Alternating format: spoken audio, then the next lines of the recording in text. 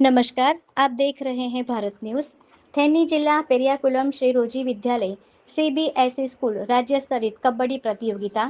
थेनी जिला पेरियाकुलम श्री रोजी विद्यालय सीबीएसई स्कूल राज्य स्तरीय कबड्डी प्रतियोगिता तमिलनाडु, पौंडीचेरी, अंडमान और निकोबार द्वीप समूह क्षेत्र के सीबीएसई स्कूलों के छात्रों द्वारा आयोजित की गई।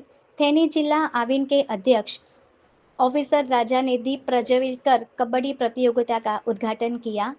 डीआईपी कुंद्रीपन डीएसओ शिव कुमार, स्कूल के निदेशक डॉक्टर मुधु कुगन ने प्रतियोगिता का उद्घाटन किया। स्कूल की प्राध्यापक ऐश्वर्या कुगन भी उपस्थित थी। स्कूल की प्रधानाचार्य भारत रत्न शारीरिक शिक्षा निर्देशक विमलेश्वरन्ना भी उपस्थित थे। आज प्रतियोगिता में 61 स्कूलों के छात्रों ने भाग लिया। जय हिंद, जय भारत।